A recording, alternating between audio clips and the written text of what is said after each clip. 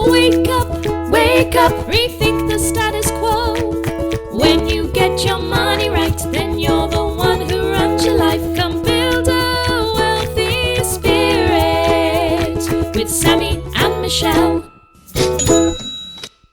I'm turning 30, I'm single, I'm unemployed, and I'm moving in with my parents. You sound like a real winner. Sammy! That is an entry from my journal 3 years ago. Thank you. And that's exactly the type of attitude that made me scared when I was losing my job. It's crazy, Sammy. December 11th is the 3-year anniversary of when I was let go from my job that I moved to Austin for. I was there for a year. And to lose that job, to make the decision to end my lease, move into a 2-bedroom apartment with you, my mom, and my dad, 2 people who love us very much and believe that we should be eating every second of every single day. It's so funny because even the way I wrote that sentence, it does sound kind of sad. You're like, wow, I'm a person who is lacking in life. But I actually wrote right after that, like, I'm feeling very optimistic. I had a sense that I was making a change in my life, that even though I was giving stuff up, there was a light at the end of the tunnel. Exactly. This 3-year anniversary of not having a W-2 job may seem like a negative, but it's actually a huge positive in your life and now in my life. It's crazy, Sammy, because looking back, it's so easy to connect the dots and say, oh, wow, I made all of these decisions that now my life is wonderful and nothing terrible happened and I made no sacrifices. At the same time, I do think it'll be great to go back and review what that journey looks like. Because everybody finds themselves in this position. Something happens to you, whether you lose your job like me, you go through a major transition, you move, and maybe things don't turn out the way you think they're going to turn out. But if you have the right framework in mind, if you have the right knowledge in mind, you can still use those opportunities to point your plane in the direction of a life that is in alignment with your values. Sammy and I wanted to, on this fire-aversary, lose your job aversary, holy crap, what's going on in my life aversary for me, thought it would be a great time to share a little bit of our journey about how we got here today, where we really feel very fulfilled in our life. We live in this beautiful city by the ocean. We have this amazing community of people who recommend books to us and come to our parties and wear ugly sweaters with Elvis on it. Like, what a wonderful life. And it's the unconventional choices that we have made that have led to this. The thing is, we all have those options available to us. There are unique levers that we can each pull, maybe different ones for each of us. But being intentional about our end goal is what's going to allow us to recognize those opportunities when they come around. Let's get into it, Sammy.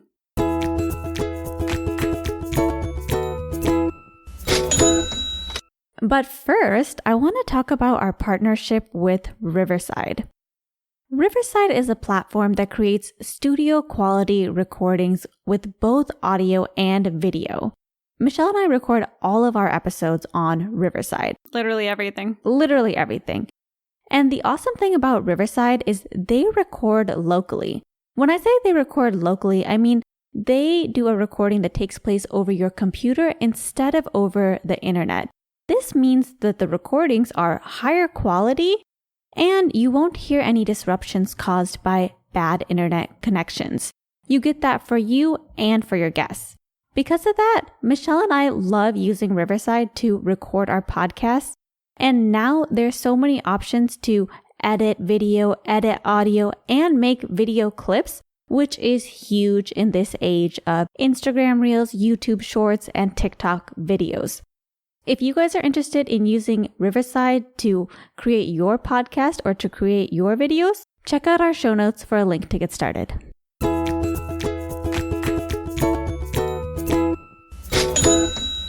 Back to our topic.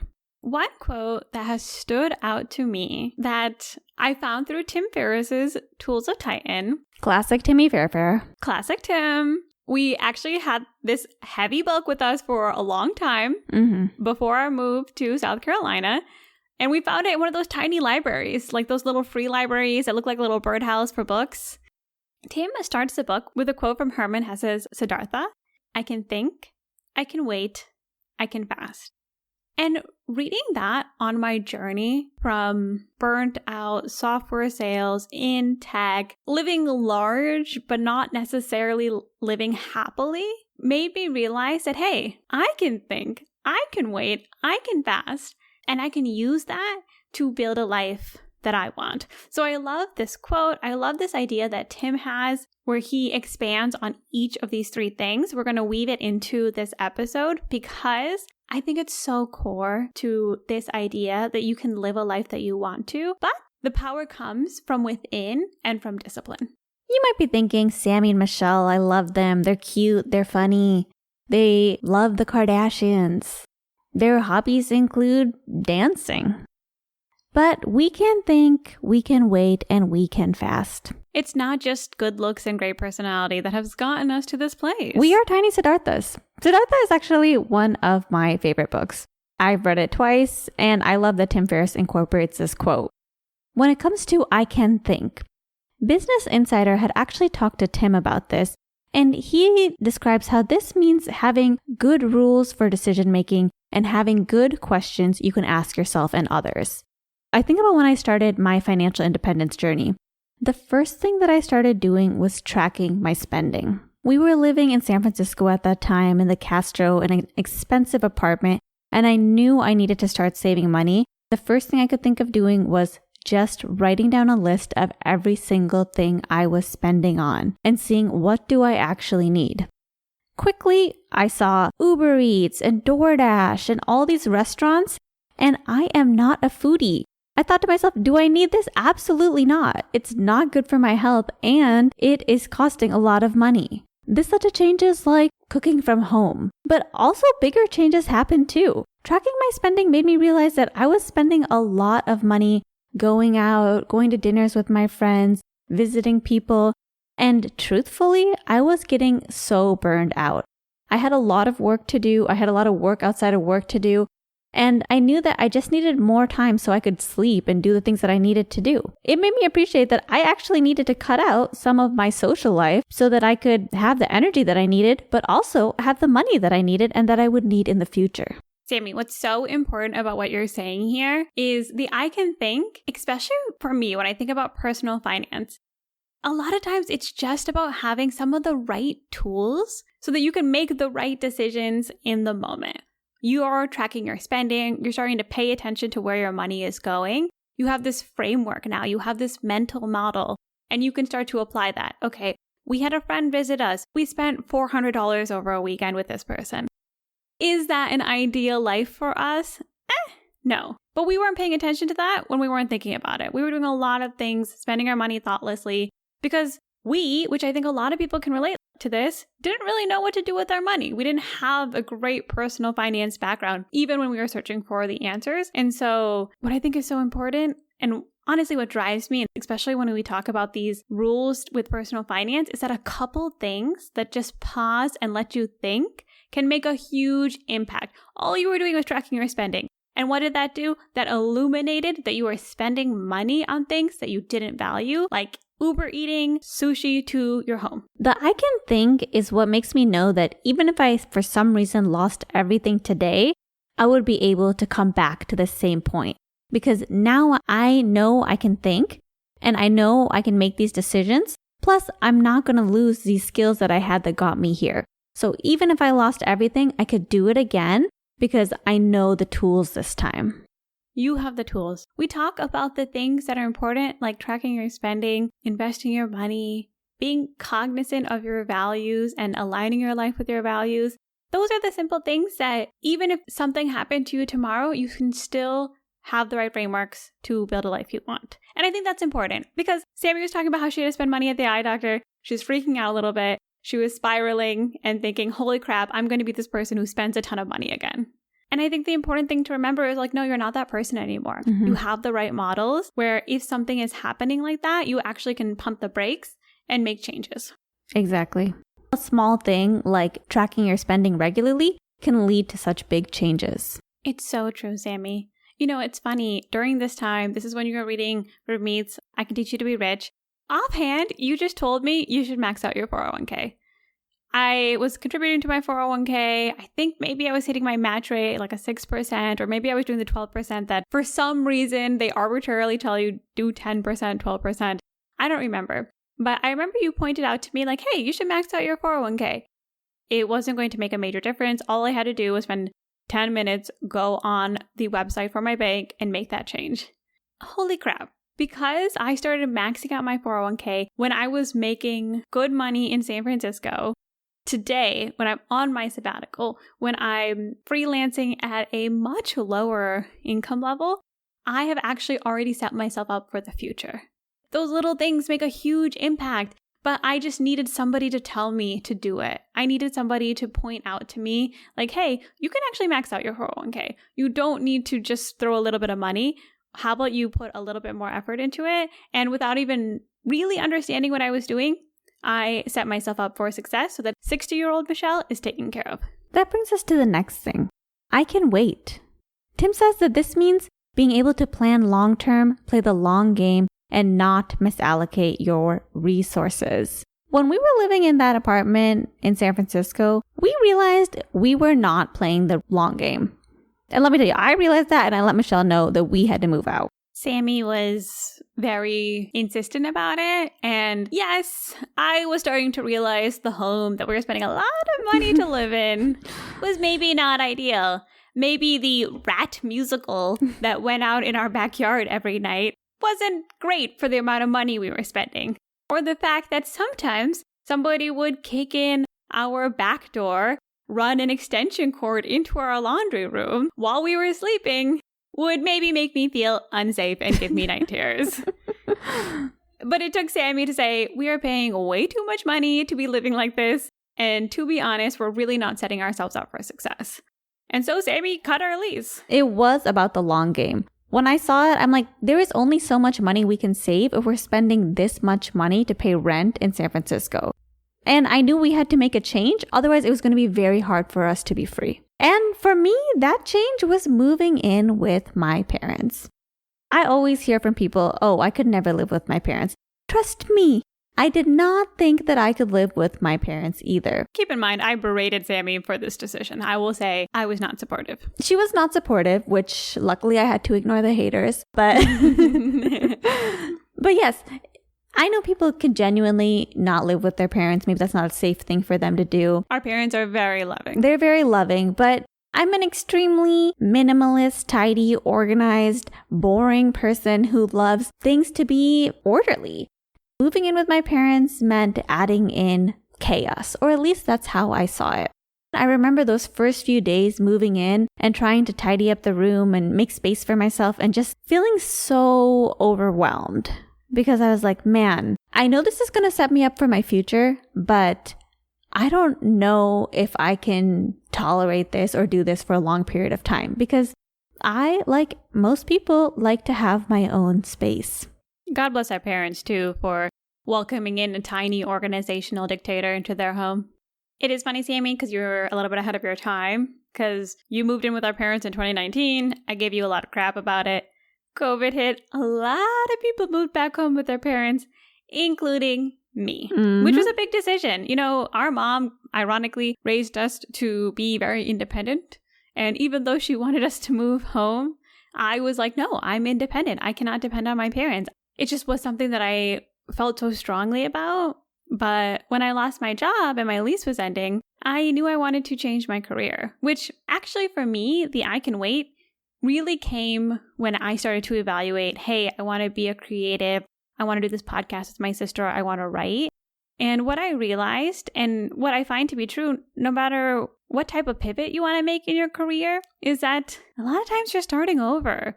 You don't have the clout that you had from going into the same office for year after year, chatting with your coworkers, making connections, building a network, learning skills. And then all of a sudden you're like, oh, actually, I want to write online, but I have no internet presence.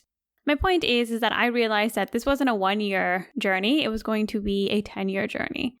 I knew it was important to me that I wanted to start doing work that was really valuable to me and that meant a lot to me. And that was something I had been working towards in my life, but hadn't actually put the time and effort into. And so I was like, you know what? I can wait. This is exactly what Tim means when he says not misallocating your resources. If we were paying rent in San Francisco, if we were spending all our money, we wouldn't be able to explore these options. We knew that by moving home with our parents, we could save so much money that we would be able to pursue things that we wouldn't be able to pursue living in a high cost of living area. And by that same token, we knew that the money that we were saving was going to help us in the future. Even though maybe at the moment it was difficult. We were sharing a room. I was sleeping on the floor. You were sleeping on the bed. We shared a bathroom. It's a small space for two young ladies to live in. And Sammy, at that point, we didn't even know that we would be soon entering into the third stage. I can fast. And boy, can we fast. Boy, can we fast. I thought we were fasting then. We did think we were fasting then. But nothing makes you appreciate fasting like a desert. The literal fasting place. That's where Jesus went for 40 days, right? Into the desert. Jesus, Buddha, Sammy and Michelle. Not that we're equal, but Henry David Thoreau, we're isolating ourselves. We Walden. I can fast. Tim is saying being able to withstand difficulties and disaster, training yourself to be uncommonly resilient and have a high tolerance to pain. Uncommonly resilient is what I think of when we moved to the desert. The reason we moved to the desert is because I knew I could get significantly higher pay there, and we would be living in a relatively low cost of living area compared to the Bay Area. Enter Dave Ramsey's live like no one else today so you can live like no one else tomorrow. For us, it was live like no one else can today in a remote desert town in the middle of nowhere so that one day you can be in a beautiful beach town city doing yoga and drinking smoothies with your sister. Amen. But let me tell you, when we were driving to that desert town for the first time, let's say my alarm bells were on. We were about 5 miles away and I literally could see nothing, like flat, and could not see nothing for miles. Sand, so much dirt, so much nothingness, literal tumbleweeds. And we were looking at our GPS and we're like, we are 5 minutes away. Where on earth is it? We don't see it. We don't see anything. But then we saw a sign that said, State Prison, don't pick up hitchhikers. Oh yeah. You want to talk about unsettling things? That's what that is. Then we get to our desert town. It has one bar, one nice restaurant, and that's Sizzlers. No clothing stores. If you want to go shopping, you go to the dollar store. Certainly no exercise or yoga classes. There was one gym, and it was covered in so many different types of American flags. I did not know there were this many American flags. Floor to ceiling American flags. A choice that sort of makes you hesitate a little. A choice that makes you wonder where you're at. There was one small appliance store and one small furniture store when we moved there, and that burned down within 2 months of being there. It was a place that was so remote that my health insurance came with a helicopter pass so that me and my loved ones could escape in case something critical happened to us. No. That sounds like we could escape if something critical happened to the town, which let me tell you, we could not. Because, for example, when a radio tower fell on our home, we didn't even know if we'd be able to leave town if we wanted to, because half the town had lost power during the same storm. And when it rains, even a little in the desert, the streets flood. And you really can't be driving through little dips filled with water. And because we had a higher goal, a goal to save money, a goal to dive deep into the things that we really wanted to work on, our podcast, things that didn't involve being around other people. Because we had these higher goals, we were willing to fast and to learn how to live in the desert. It's true. And you know what, Sammy? It's so awesome too. I feel like we ended up picking up a bunch of skills being in such a remote place. We learned to get a 5-gallon water thingy and take it to the grocery store so we could get water, at least before it stopped working. Mm-hmm. I learned how to make mac and cheese with using the perfect amount of water so that we would not waste our one precious resource. We learned how to pack a cooler anytime we left town with water. If we wanted to buy fruits or something, we could take that back with us as well. Moving into the desert, could barely kill a spider. By the time we left, Sammy and I had perfected the art of getting geckos out of our house or those bugs that were half scorpion, half spider. Camel spiders. They are freaky deaky. We would throw a little container over them and then play curling with our broom until that thing was swiped out of our home. And we learned how to lean on our neighbors and our community. When you live in the middle of nowhere, it's actually important to be close with your neighbors. When a radio tower fell on our home, it was our neighbor who noticed that we were almost smashed to death and asked us to come to her house while we waited for the police to come. Yeah, it was raining outside. It was a thunderstorm. Her husband started flashing his flashlight at us because he had seen us run outside, panicked. And to be honest, I think living in a big city had made me sort of cold to getting to know my neighbors. And moving to a small town really made me appreciate how helpful we can be to one another with our neighbors. And I'm always going to treasure that. One thing being in the desert makes me appreciate is, yes, we can live without a lot of stuff, but we can not just live, we are pretty happy. You know, the truth is you do return to your baseline happiness. So yes, as much as we love having an automatic water dispenser from our fridge that makes it so easy to get clean drinking water. Luxury item. The truth is, we are happy now and we were happy then. You are going to be happy. It takes adjusting sometimes to accommodate to different circumstances, but you can fast, especially when you know that that fasting is going to lead to something better in the future. I really love that, Sammy. I think sometimes people, especially if they Google the town, are like, holy crap, how did you live there? Why did you live there? What was going on? But we had fun. Mm-hmm. We enjoyed our little day trips to the cities, driving through the desert. The weather was always beautiful. We loved that we could see literally every star in the sky. Because when you're that remote and away from light pollution, y'all, there are a ton of stars in the sky. There's a whole galaxy up there. Shooting stars be falling all the time. Shooting stars be falling all the time. Blessings on blessings. Blessings on blessings. And here's the thing. You don't have to move to the middle of nowhere in a desert where it gets up to 120 degrees to fast. But there may be things in your life that aren't aligned with what you're doing that you can cut out so that you can either save money, generate more income, do something to start building to your dream that is aligned with your values. And I think that's the biggest thing here, Sammy. Yes, you can fast. But the point is also to do it in service of your higher vision. Takeaways. Takeaways for this episode.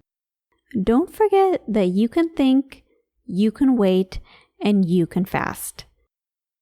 Being able to think and wait and fast, these are all great skills, but these are skills that are especially well utilized when you have a higher vision, when you have a higher plan for yourself. Know where you want your life to be going. It doesn't mean that things won't change when you get there or that you'll have new insights or new ideas that might change your trajectory. You might, but have that arrow pointed somewhere so that you know why you're fasting and thinking and waiting, because that's what inspires us to be able to think and wait and fast when we need to. Sammy and I really wanted to reflect on this journey and highlight those places because we're so happy in our current life. We're meeting people. We're talking about being on a sabbatical. We're talking about doing work that really excites us and building community in a place that we're really excited to be. And I think that energy really attracts people. And people ask, like, how do I do it? How do I do this? And we don't think it's impossible. We don't think you have to do like crazy things, but everybody has a version of this within themselves. And what it does is it sets you up to live a life of richness, of wealth, to build wealth without getting lucky. The thing is, getting lucky, it actually doesn't matter because if you don't have the right tools, you wouldn't even know what to do if luck showed up on your door. It's like the people who win the lottery and quickly that money is gone or they are bankrupt before they know it. Because the truth is, if you don't have the right tools, if you don't know how to save, how to fast, how to wait, how to invest, then opportunities could appear in so many different places. You might not even recognize them as opportunities because you don't have the higher vision and you don't see what they could bring. And if it's income coming in, you might not know how to grow that income because you're not familiar with those tools. But we all have the ability to learn those things. And we all have different types of opportunities, different special levers to each of us that we can pull. For me, I'm never going to be Mr. Money Mustache bicycling to work in the winter time. That seems crazy. But somebody might think that moving to the middle of the nowhere desert is crazy. We all have different things that we can do to help prepare our future self. Community time! Before we say goodbye, it's our community time. And Sammy, what a community we have. We have a huge community. And by that I mean we just had our first Build a Wealthy Spirit event here in Charleston, and it was honestly amazing. It was amazing. Ugly sweater party, great outfit. Oh my gosh, yes. Check out our Instagram. Me and Sammy, we are matching twins. Yes. We are matching elf twins. We had someone show up with an Elvis ugly sweater costume with lights all over it. That was the winner of the competition. It was just also amazing to see all these people come together, people who are thinking outside the box, people who are thinking differently, people who are intentional about their lives, and be able to talk to all of them and share ideas. Having community is one of the reasons I went on the sabbatical in the first place. And it's amazing that you can literally come up with a plan, save money, create an exit plan to leave work so that you can form a community, and then do it and then have it all happen. It can be so simple. Shout out to anybody from our party who's listening to the podcast now. We love you guys. And other shout outs. Megan, who was at our 5 Friends meetup, heard the episode about me talking about my donations to the Domestic Violence Center in San Jose, and she recommended My Sister's House, which is a domestic violence shelter here in Charleston.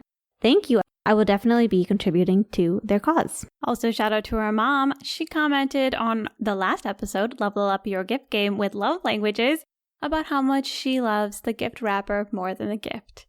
No comments about her hoarding habits, but she is somebody who loves a great presentation. She does. And our mom gets a lot of gifts. Oh my gosh. When I was living at home, I created an entire box for re-gifts because she would get all these gifts and I would unwrap them, keep them brand new, put them into a re-gift pile, and use those as future gifts for other people. She literally is showered with gifts. Like, if you measure how much people love you by how many gifts you receive, our mother is loved. Yeah, the woman is loved.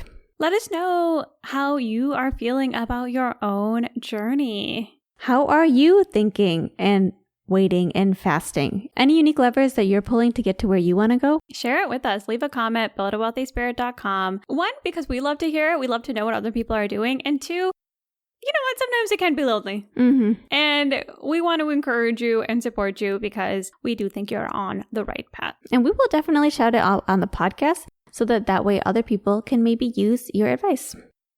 And most importantly, be sure to join us next time as we put down the rule book and we rethink the status quo.